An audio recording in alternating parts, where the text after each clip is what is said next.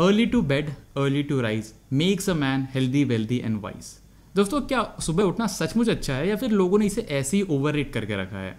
क्या सुबह उठना मेरे को सूट करेगा? दोस्तों, इन्हीं क्वेश्चंस का आंसर हम लोग आज के वीडियो में देखने वाले हैं। मगर दोस्तों, इससे पहले हम लोग आगे बढ़े, मैं आपको ये बता देना चाहता हूँ कि मैं इसमें कोई प्रो नहीं हूँ, बट हाँ, मैंने दोनों हैबिट्स को रिलीजियसली फॉलो किया है। जहां पहले हैबिट में मैं 10:30 बजे सो के सुबह 4:30 बजे उठा हूँ, वहीं दूसरे हैबिट में मैं सुबह 4 बजे सो के 10 बजे भी उठा हूँ। और इन्हीं दोनों रूटीन्स को फॉलो करने का रीजन हम लोग इस वीडियो में देखने वाले हैं। सबसे बड़ा रीजन सुबह उठने का ये दिया जाता है कि ये हमें प्रोडक्टिव बनाएगा। ज्यादातर सीईओ सेलिब्रिटीज इस हैबिट्स को फॉलो करते हैं और हम भी इन हैबिट्स को फॉलो करके ज्यादा हेल्दी और हैप्पी बनेंगे और हमारी अपने लाइफ पे ज्यादा कंट्रोल हो। बट इन सारी स्टोरीज के बावजूद भी सुबह उठने की हैबिट कोई अलादीन का चिराग नहीं है जो एक दिन आप अचानक से प्रोडक्टिव बन जाओगे और आपके सारे टाइम मैनेजमेंट का प्रॉब्लम एक बार में ही ठीक हो जाएगा। बल्कि कुछ लोगों के लिए सुबह उठने की हैबिट उल्टी भी काम कर सकती है। मगर सुबह उठने के फायदे क्या हैं? जो लोग सुबह उठते हैं वो ये बताते हैं कि सुबह उनको कम डिस्ट्रैक्शंस मिलते हैं, सुबह उनको ज्यादा फोन कॉल्स नहीं आते, ईमेल्स नहीं आते, बल्कि उस समय घर के ज्यादातर लोग भी सो रहे होते हैं। एप्पल के सीईओ टिम कुक बोलते हैं कि वो सुबह 3:45 AM उठते हैं। वो इसलिए ताकि वो अपने ऑफिस के ज्यादातर मेल पढ़ सके और उनका रिप्लाई दे सके। वहीं फेमस टीवी पर्सनैलिटी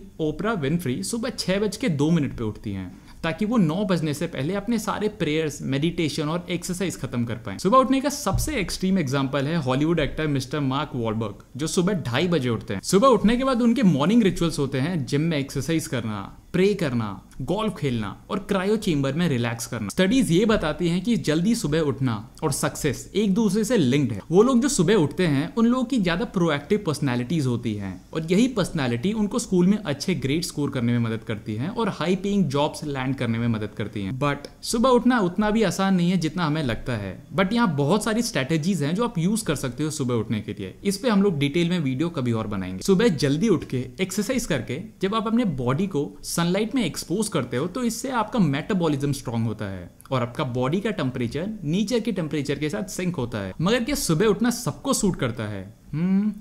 इसका आंसर है नहीं। सुबह उठना आपको प्रोडक्टिव बनाता है या नहीं, इसका आंसर आपके जीन्स में होता है। दोस्तों, इसको लेकर भी बहुत ज्यादा रिसर्च किया गया है कि कैसे कुछ लोग सुबह ज्यादा प्रोडक्टिव होते हैं, वहीं कुछ लोग रात को ज्यादा प्रोडक्टिव होते हैं, वहीं कुछ लोग ऐसे हैं जो दोपहर में ज्यादा प्रोडक्टिव होते हैं।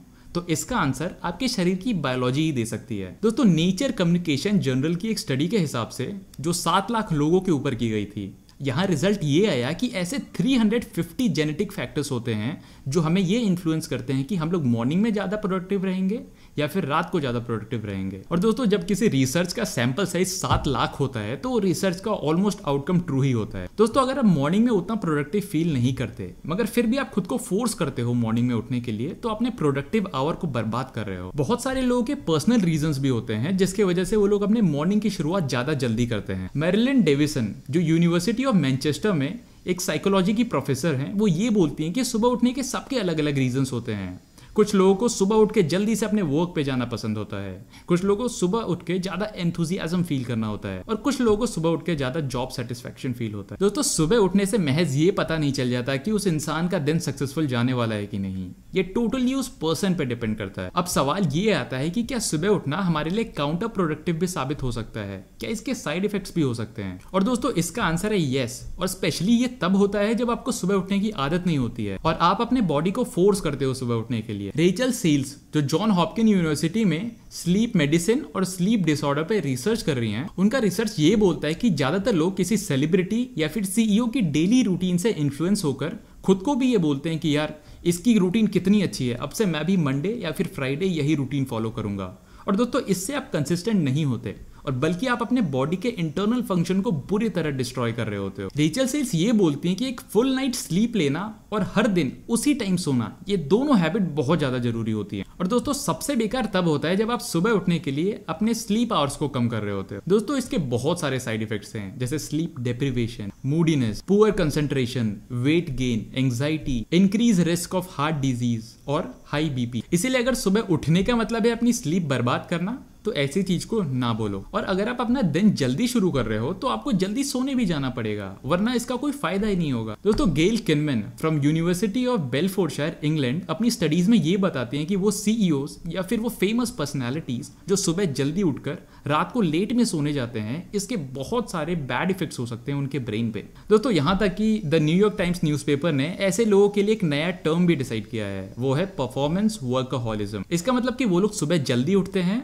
और लेट तक काम करके लेट में सोने जाते हैं, और वो लोग इसी चीज को अपना बैज ऑफ ऑनर समझते हैं, मगर उनको नहीं पता कि वो बाकी लोगों के लिए कितना बेकार एग्जाम्पल सेट कर रहे हैं। तो यहाँ हम लोग क्या कर सकते हैं दोस्तों, यहाँ हमें खुद पे एक्सपेरिमेंट करते रहना है जब तक हमें अपना वो डेली रूटीन ना मिल जाए। कभी भी लीडर्स या फिर सीईओज की बातों में आकर उनकी बातों को ब्लाइंडली फॉलो करना मत शुरू करो। दोस्तों ऐसे बहुत सारे लोग हैं जिन्होंने सुबह उठ के सक्सेस पाई, वहीं ऐसे बहुत सारे लोग हैं जिन्होंने रात को लेट तक जग कर सक्सेस पाई। दोस्तों इन दोनों केसेस का एंड प्रोडक्ट है सक्सेस। इसका मतलब कि आपको जो रूटीन फॉलो करना है, जो रूटीन आपको सूट करती है, आपको वही रूटीन फॉलो करना चाहिए। कभी भी खुद को जबरदस्ती किसी भी रूटीन पे फोर्स नहीं करना चाहिए। अपने लिए वो सही टाइम ढूंढने के लिए हमेशा अपनी एक्टिविटीज पे ध्यान दो कि आप सबसे ज्यादा थके हुए कब महसूस करते हो या फिर सबसे ज्यादा एक्टिव कब महसूस करते हो। और जब आप हॉलीडेज पे होते हो तो हमेशा इस चीज को नोट करो कि आप नेचुरली सोने कब जाते हो, नेचुरली आपको नींद कब आती है और आप नेचुरली कब उठते हो, और उसी के हिसाब से अपने दिन भर का टाइम टेबल बनाओ। और दोस्तों आखिर में ये चीज सुबह उठने या फिर रात को लेट तक सोने जाने के बारे में बिल्कुल भी नहीं है,